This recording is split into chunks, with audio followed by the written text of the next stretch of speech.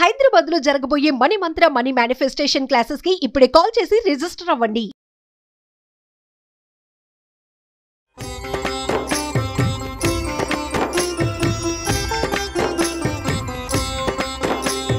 నమస్కారం. విష్ణు పురాణము 9వ రోజు పారాయణలోకి వచ్చాం. జడభరతుడు వీరరాజు అనే రాజుకి మోక్ష జ్ఞానాన్ని కలగజేస్తున్నాడు. ఇప్పుడు అతడు ఎట్లా కనపడుతున్నాడు? ఒక మూఢుడైన బ్రాహ్మణుడిగా కనిపిస్తున్నాడు.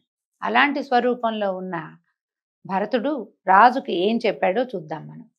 అయితే నువ్వు శిబికెక్కేవు, ఇది దారువా వృక్ష అంటే కర్ర చెట్ట, దారు అయితే నిన్ను దారు ఎక్కావని అనరు. ఇది వృక్షం అంటావా వృక్షం ఎక్కావనరు. ఇది ఇప్పుడు దారులు చాలా చెక్కలతోటి తయారు చేయబడింది కాబట్టి దీనికి శిబిక అని పేరు. అప్పుడు నేను శిబికారూఢుడు అనాలి. నువ్వు మనం ఎలా ఉన్నాము అనే దాన్ని బట్టే అవతల వాళ్ళు మన ఏదైనా అంటారు, కానీ మనం అది ఎంతో కాలం అలా ఉండవు. ఇప్పుడు నువ్వు ఒక అందలం ఎక్కితే అందలం ఎక్కిన వాడు అంటారు, దిగాక నిన్ను అందలం ఎక్కిన వాడని అనలేరు కదా. అప్పుడు నువ్వు ఎక్కడుంటే అక్కడ. అలాగే ఆత్మ ఎక్కడుంటే ఆ పేరుతోటి పిలువబడుతుంది. చరాచర పదార్థాలన్నీ లోక సౌజ్ఞ చేతే మనకి భిన్న రూపాలుగా కనిపిస్తాయి. ఇప్పుడు ఒకే చెక్క ఒక చెట్టు నుంచి తయారు చేసింది ఒకటి బల్ల అవుతుంది, ఒకటి కుర్చీ అవుతుంది, ఇంకొకటి పీట అవుతుంది. ముక్కాలు పీట అవ్వచ్చు, 4 కాళ్ళ పీట అవ్వచ్చు. కానీ ఈ పీటకి మూలాధారం ఏమిటి? దారువు. ఆ దారువుకి మూలాధారం వృక్షం. కానీ పేర్లు ఎట్లా మారినాయి అలాగే మనం కూడా అంతే, మానవులు కూడా అంతే. ఏ కాలంలోనూ ఎలాంటి మార్పుని పొందనిది ఆత్మే. దానికి బాల్యం లేదు, వృద్ధాప్యం లేదు. శరీరానికే అవన్నీ ఉంటాయి. ఇప్పుడు మన తల్లిదండ్రులకి మనం కొడుకు, కొడుకులకి నువ్వు తండ్రివి, భర్తకి భార్యవి లేదా భార్యకి భర్తవి, ప్రజలకి రాజువి. నువ్వెవరు? భార్యని భర్తని అని చెప్పామనుకోండి, మరి కుమారులకి తండ్రివి. ఒకే నేననే పదార్థము ఇన్ని రకాల పేర్లతోటి ఎట్లా పిలువబడుతోంది? ఎలా జరుగుతోంది ఇట్లా? ఇప్పుడు నువ్వు అహం, నేను అని చెప్పుకుంటాం. ఈ నేను అనేది ఇందులో చెవి నువ్వా, ముక్కు నువ్వా, కాలు నువ్వా, పొట్ట నువ్వా, ఏది నువ్వు? ఇవన్నీ కలిపితే నువ్వు. పోని నువ్వేమైనా శాశ్వతంగా ఉంటావా? క్షణం తిరిగితే ఏమవుతామో తెలియదు. ఆ తర్వాత ఈ నేను అని చెప్పుకున్నటువంటి శబ్దం ఏ శరీరం నుంచి వచ్చిందో ఆ శరీరము పోతుంది, శబ్దము పోతుంది. ఇలా వివరంగా మాట్లాడాడు. ఇప్పుడు సోహం అనేది ఎలా అన్వయిస్తుంది అంటే, రాజు ఆశ్చర్యపోయాడు. ఇదంతా నేను ఆలోచించలేదు. అయితే నేను నీ తాత్వికోపన్యాసం వల్ల నా మనసు పరిపరి విధాలుగా పరిగెడుతోంది. ఈ వికారాన్ని పోగొట్టు. వివేకానికి సంబంధించి నువ్వు చెప్పింది ప్రపంచంలో ప్రతివాడికి అన్వయించుకునేదే ఇది. అయితే పరమార్థమైనటువంటి శ్రేయస్వరూపం నాకు తెలియాలి. ఈ పరమతత్వ బోధకుడైన కపిల మహాముని అడిగి తెలుసుకుందామని బయలుదేరాను. నువ్వు కూడా అంతటి వాడుగానే నాకు అర్థమవుతున్నావు. ఇప్పటిదాకా నేనెవరు అన్న ప్రశ్న నాకు రాలా. మోక్షాన్ని సాధించాలని ప్రతి వాళ్ళు అంటుంటే ఇదేమిటి రోజు ఇలాగే ఉంటున్నావు, ప్రతిరోజు ఇదే పని చేస్తున్నావు, ఇంతే ఉంటున్నాం, ఇంకో రకంగా ఉండట్లేదు. అదేదో తెలుసుకుందామని బయలుదేరాను. నిన్నే నేను ఆచార్యుడిగా భావిస్తాను, అనుగ్రహించి నా కోరిక తీర్చమని అడిగాడు. అయితే ఈయన ఇంకా ఇందులో ప్రశ్నలు మార్చాడు చూడండి. ఓ రాజా, పరమార్థం గురించి చెప్పాలా, శ్రేయస్సు గురించి చెప్పాలా? శ్రేయస్సు పరమార్థం ప్రదం కాదు. శ్రేయస్సు యొక్క లక్షణాలు పరిపరి విధాలుగా ఉంటాయి. ఇష్టదైవాన్ని ఆరాధించి అభీష్ట సిద్ధిని పొందటం శ్రేయం అంటే అది. భగవంతుని ఆరాధించాం, నైనా మాకు ఇల్లు ఇవ్వు, వాకిలి ఇవ్వు, మంచి ఉద్యోగం ఇవ్వు, నా పిల్లలకి మంచి భవిష్యత్తు ఇవ్వు, మాకు వంశాభివృద్ధి ఇవ్వు, ఓ తోటలు దొడ్లు నాదే పై చేయిగా ఉండు, అధికారం ఇవ్వు, ఇవన్నీ శ్రేయస్సు. ఇవి కాదు పరమార్థాలు. అయితే రాజ్యభోగాలు, ధనధాన్యాలు, సతీసుతులు, బంధుమిత్రులు ఇలాంటివి పొందడం పరమార్థం ఎట్లా అవుతుంది? ఇది పరమార్థం కాదు, కేవలం శ్రేయోదాయకమే. యజ్ఞం చేసి దానికి ఫలితంగా స్వర్గానికి వెళ్ళటం కూడా పరమార్థం కాదు. యోగమూలంగా పరమధ్యానం చేస్తే అప్పుడు జీవుడు పరమాత్ముడు ఏకమవుతారు. పరమాత్మ దర్శనానికి హేతువు ధ్యానం. కొందరు ధర్మ ప్రధానంగా ధన వ్యయం చేస్తారు, దాని చేత వాళ్ళకి ధర్మం లభిస్తుంది. కొందరు ఏవో కోరికలు ఫలించాలని ధనద్వయం చేస్తే వాళ్ళకి సిద్ధించేదేంటి? కామ్యం. మనం లలితా సహస్రనామం పారాయణం చేస్తాము, ఏదో ఒక మనసులో ఒక కోరికతోటి, అది కుదురుతుంది. నిష్కామంగా లలితా సహస్రనామ పారాయణ చేసే వాళ్ళు ఎవ్వరూ ఉండరు, ఏదో ఒకటి ఉంటుంది. అయితే ఇలా తర్కిస్తే ఇవన్నీ కర్మ సంబంధాలే అవుతాయి, కానీ పారమార్థికాలు కావు. ఇవన్నీ మనకి ఏదో కావాల్సింది, పరలోక సుఖాన్ని ఆశిస్తూ లలితా సహస్రనామం చేసినా అది కూడా శ్రేయస్సే, కానీ పారమార్థికం కాదు. అసలు ఏది వద్దు అని చేయగలగాలట. అలాగే వేదాలు చెప్పిన చొప్పున యాగాలు చేస్తే అవి కూడా పరమార్థం కాదు, కేవలం కర్మఫలప్రదాలుగా కర్మ చేసిన దానికి ఫలితం లభిస్తుంది. ఘటానికి కారణం మన్ను, ఘటం కార్యం, అది మన్నే అవుతుంది. కానీ మరేమవుతుంది, ఒక కుండ చేసాము, దానితోటి దాన్ని ఏమంటారు, కారణం మట్టి. ఆ మట్టితోటి కుండ చేసాం, ఈ కుండ కార్యం అవుతుంది, అది మన్నే అవుతుంది. కానీ కుండ అయితే మాత్రం మట్టి కాదు, మట్టే కదా. కుండ అని పేరు పెట్టాం, కానీ అది దేంతో నిర్మించబడింది, మన్నుతోటే. అది మట్టే, అది మట్టిలోనే కలుస్తుంది.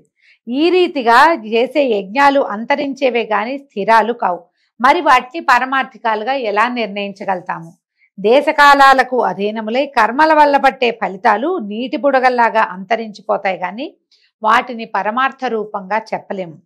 పరమార్థ రహస్యాన్ని సూక్ష్మంగా చెప్తారు. ఇది కొంచెం పెద్ద మ్యాటర్ కదండి, కానీ సూక్ష్మంగా చెప్తానంటున్నారు. పరమార్థ తత్వం నిత్య శుద్ధం, ఒంటరిగా ఉండి అంతటా వ్యాపించి ఉంటుంది. శాశ్వతమైన సుఖస్థితిని కలిగిస్తుంది. కైవల్యమునందు విహరిస్తూ ఉంటుంది. మాయకి అతీతము, నిర్గుణము, జననము మరణము లేనిది. పేరు జాతి తన పెర భేదం లేకుండా అద్వైత రూపంగా ఉంటుంది. వాయువు వేణురంధ్రాలలో షడ్జాది స్వరాల వివిధ గతులతో ఒప్పినట్టుగా ఒక్కొక్కప్పుడు అది భిన్నత్వాన్ని కూడా వహిస్తుంది. ఒకే గాలి చూడండి, ఫ్లూట్లో ఊదితే 36 రకాల గాలి ఏం లేవు, ఒక్క స్వరమే, ఒకటే. అది ఉన్న హోల్స్ నుంచి ఒక్కో దాంట్లో నుంచి ఒక్కొక్క స్వరంలాగా వినపడుతుంది. బ్రహ్మాది భేద రూపాలన్నీ పరమాత్మనివే కానీ వేరుగా చెప్పదగినవి కాదు.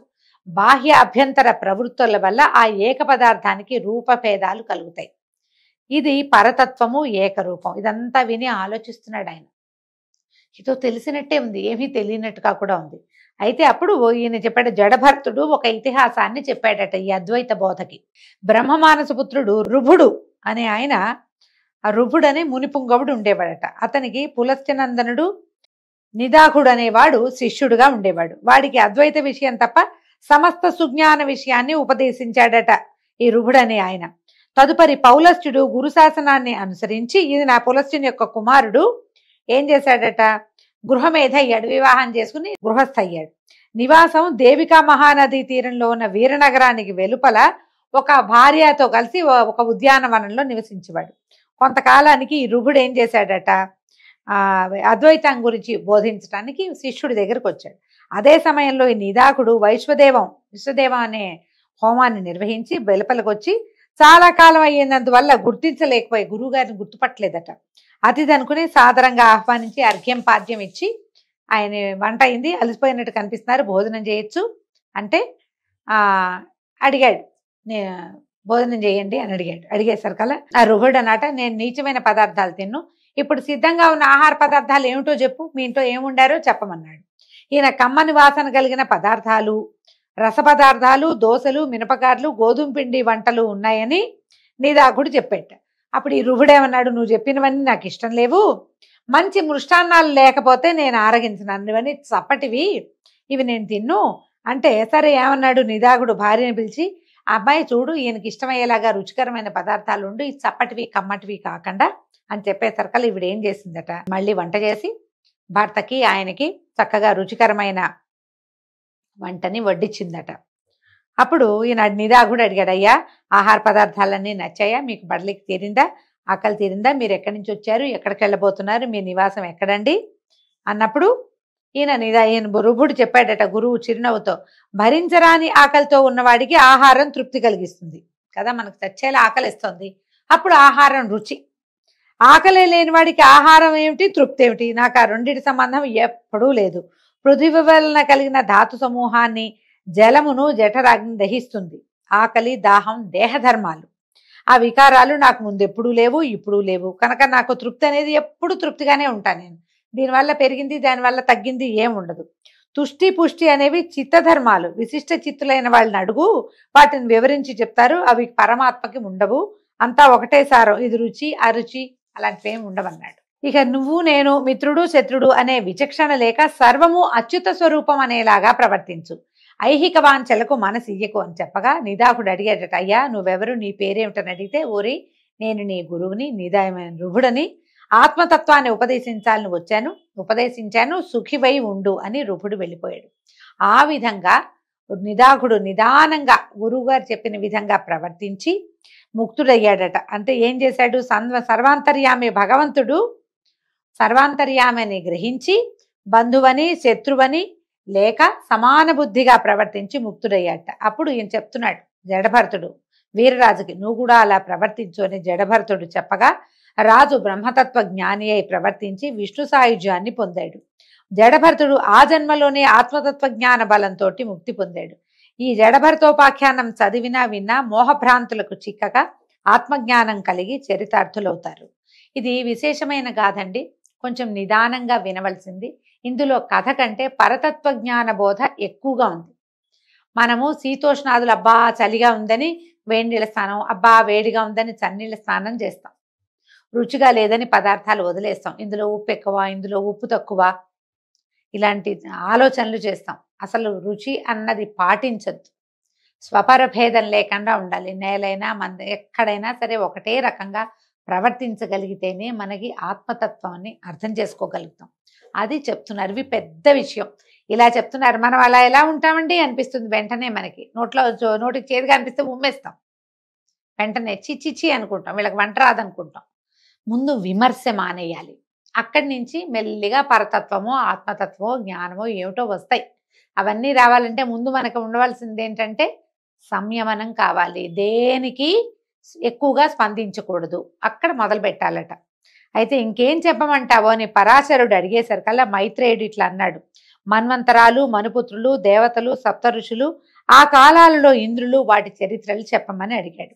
గడిచినవి రానున్నవి అయినటువంటి చతుర్దశ మన్వంతరాల చరిత్ర చెప్తామంటున్నారు. ఏమిటో ఇది చాలా విశేషంగా ఉంటాయండి. స్వయంభువ, స్వారోచిష, ఉత్తమ, తామస, రైవతక, చాక్షుషాలనే 6 మన్వంతరాలు చెల్లిపోయినాయి. స్వయంభువము, స్వారోచిషము, ఉత్తమము, తామసము, రైవతకము, చాక్షుషము ఇవి వెళ్ళిపోయినాయి. ఇప్పుడు వర్తమానం వైవస్వత మన్వంతరము. రోజు నిత్య పూజకి ఎవరైతే సంకల్పం చెప్పుకుంటారో వైవస్వత మన్వంతరే అని చెప్పుకుంటాం. మనం ఉన్న మన్వంతరం పేరు వైవస్వతము. కల్పాంత కథల వల్ల స్వయంభువ మన్వంతర చరిత్ర నువ్వు విన్నావు. ఇప్పుడు స్వారోచిష మన్వంతర కథ చెప్తానని చెప్తున్నారు. స్వారోచిషం అంటే 2వ మన్వంతరం. మన ముందున్న మన్వంతరం ముందు చాలా ముందుంది, దాని గురించి చెప్తానంటున్నారు. ఇప్పుడు ఇంద్రులు మారిపోతారండి ప్రతి మన్వంతరానికి. దీనికి చెప్తున్నారు. స్వారోచిష మన్వంతరంలో పాండవాదులు సురలు, వాళ్ళు దేవతలట. విపస్నిప్తుడు అనేవాడు ఇంద్రుడిగా ఉన్నాడు. ప్రాణవాత, అగ్నివృష, స్వరస్తంభక, ఊర్జకులు అనేవారు సప్తర్షులుగా ఉండేవాళ్ళు. ఋషులు మారిపోతారు మన్వంతరంలో. ఆ చైత్ర, చిత్ర, మదన, కింపురుషాదులు ఆ మనువు యొక్క కొడుకులుగా ఉండేవారట. ఉత్తమ మన్వంతరంలో తర్వాత మన్వంతరం సంగతి చెప్తున్నారు. సుశాంకుడు అనేవాడు ఇంద్రుడు. సుధాముడు మొదలైన 12 గణాదులు దేవతలుగా ఉన్నారు. మునుపు ఇంతకుముందు చెప్పారు వశిష్ఠ నందనులు 7 సప్తమహర్షులుగా ఉన్నారు. 4వ మనువు తమసుడు. అతని మన్వంతరంలో శిబి ఇంద్రుడుగా ఉన్నాడు. ఇవి మారుతూ ఉంటారు. మనకి భవిష్యత్ బ్రహ్మ ఆంజనేయుడు అని చెప్పుకుంటాం మనం. భవిష్యత్తులో బ్రహ్మదేవుడు ఎవరంటే మనకి ఆంజనేయుడు భవిష్యత్ బ్రహ్మ. ఇది తెలుసు కదా చాలా మందికి. ఎందుకంటే మనకు చూడండి ఊరూరా గమనించండి, విపరీతంగా ఆంజనేయ దేవాలయాలు వెలుస్తాయండి. ఆయన భవిష్యత్ బ్రహ్మ అవటం వల్లే ప్రతి చోట ఆయనకు ఒక దేవాలయం, రోడ్డు మీద నుంచుని కనపడతాడు ఆంజనేయుడు. ఏమీ ఉండదు, ఒక గుడి గోపురంగా ఉండదు. ఒక విగ్రహ ప్రతిష్టాపన చేస్తారు, కొబ్బరికాయలు కొడితే కొట్టినట్టు లేకపోతే లేనట్టు, ఎవరైనా సింధూరం రాస్తే రాసినట్టు లేకపోతే లేనట్టు. పూజాధికాలు లేకుండా కూడా ఆంజనేయుడు వెలవటం విశేషంగా కనపడుతుంది మనకి. రాబోయే అంటే మన్వంతరంలో భవిష్యత్తుకి బ్రహ్మ ఆంజనేయుడట. అట్లాగే ప్రతి మన్వంతరంలోనూ ఇంద్రుడు, బ్రహ్మ వీళ్ళందరూ మారుతూ ఉంటారనమాట. ఇక్కడ 4వ మనువు తమసుడు. అతని మన్వంతరంలో శిబి అనే చక్రవర్తి కథలు చెప్పుకున్నాం మనం. ఆ శిబి చక్రవర్తి ఇంద్రుడుగా ఉంటాడు. హరసత్య రూపాదులు సురలు. తర్వాత కావ్య, చైత్ర, పృథుకావ్య, వర్ణ, అగ్ని, పీవర, జ్యోతి ధాతువులే సప్తర్షులుగా మారుతారు. ఖ్యాతిజ, అనుజంఘాదులు ఆ మనువు యొక్క కొడుకులుగా ఉంటారు. వాళ్ళు ధర్మాత్ములు, అనేక క్రతువులు చేసిన వారుగా ఉన్నారు. తర్వాత రైవత మన్వంతరంలో విభుడు అనేవాడు ఇంద్రుడు. అమితాభులు దేవతగణాలు. తర్వాత ఊర్ధ్వబాహుడు, దేవబాహుడు, హిరణ్యరోముడు, వేదవంశుడు, ధామకుడు, శ్రీమంతుడు, పర్జన్యుడు అనేవాళ్ళు సప్తర్షులుగా కనిపిస్తారు. బలబంధువు మొదలైనటువంటి భుజబలశాలులు మనునందనులుగా కనపడతారు. మనువు యొక్క సంతానమే కదా ప్రజోత్పత్తి చేసిన వాళ్ళు. మునుపు పూర్వకాలంలో ప్రియవ్రతుడు అనేటువంటి మహీపతి విష్ణువుని గూర్చి తపస్సు చేసి స్వారోచిషుడు మొదలైనటువంటి 4 కొడుకులకి తండ్రి అయ్యాడట. అతని తపోమహిమ చేత వాళ్ళు మనువులై భూపతులయ్యారు. రాజవంశాలు వాళ్ల వల్ల వెలిసిల్లినాయి. ఈ ప్రియవ్రతుడు ఎవరు?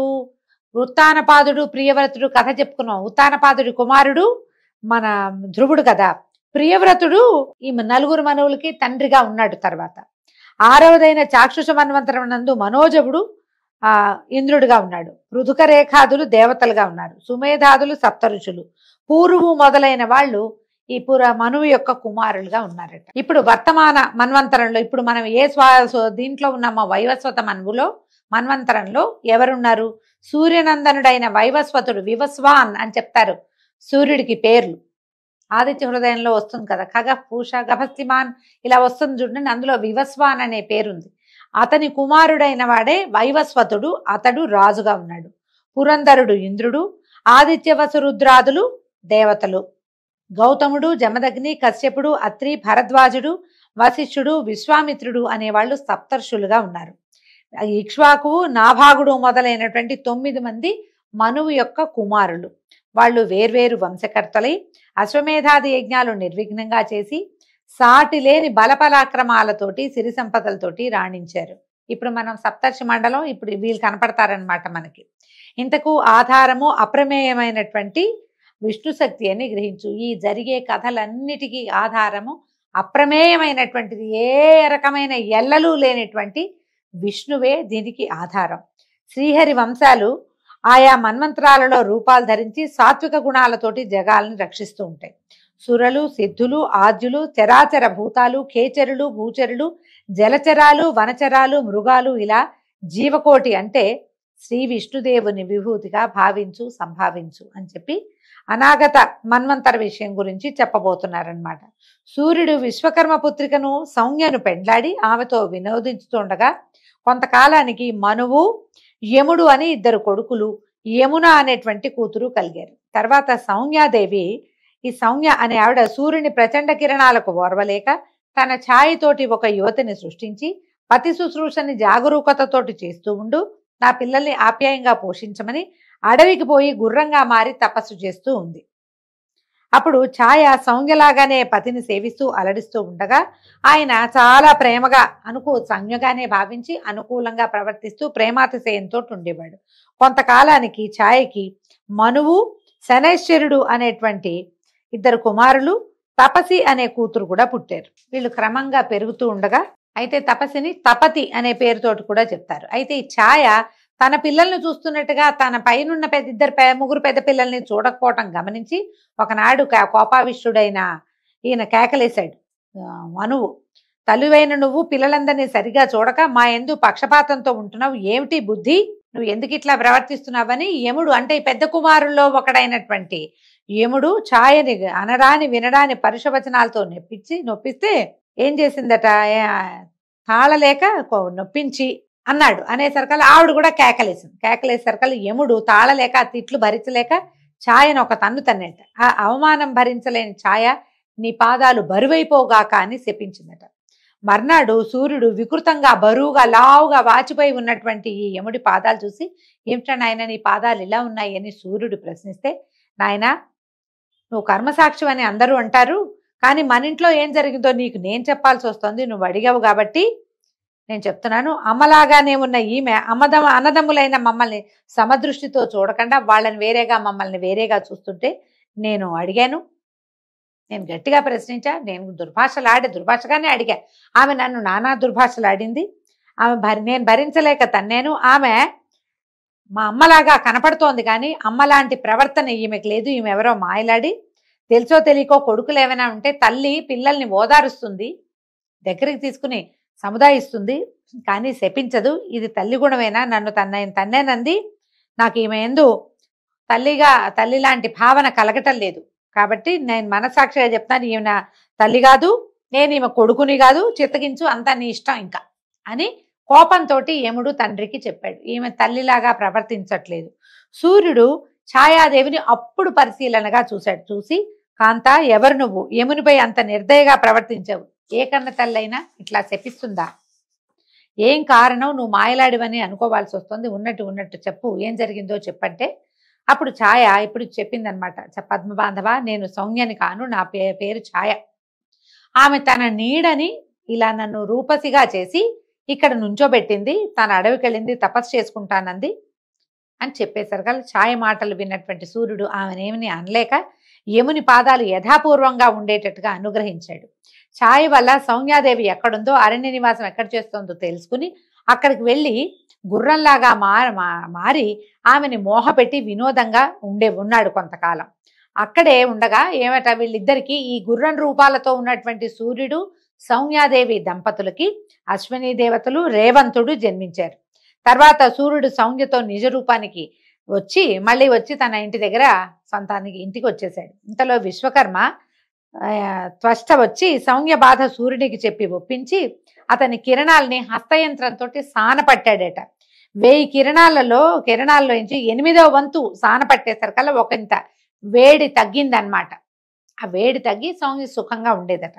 తర్వాత విశ్వకర్మ సానపట్టినప్పుడు ఏం చేశాడట, ఆ సానపట్టిన సూర్యకిరణాల రజనుతోటి శివునకు త్రిశూలము, విష్ణువుకి చక్రము, కుబేరుడికి ఖడ్గము, కుమారుడికి అంటే కుమారస్వామికి శక్తి, వివిధ ఆయుధాలు ఆయా దేవతలకి రూపొందించి ఇచ్చాడు. ఈ విధంగా వైష్ణవ తేజస్సు ఆయా దశలలో పలు విధాలుగా భాసిస్తూ ఉంది.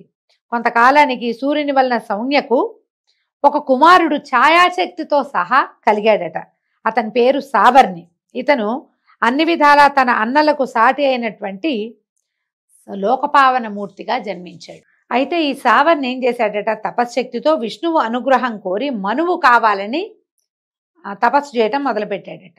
రసాతలాధిపతి అయి ఉన్నటువంటి బలి ఇంద్ర పదవి కోసం వాసుదేవుణ్ణి ఆరాధిస్తున్నాడు.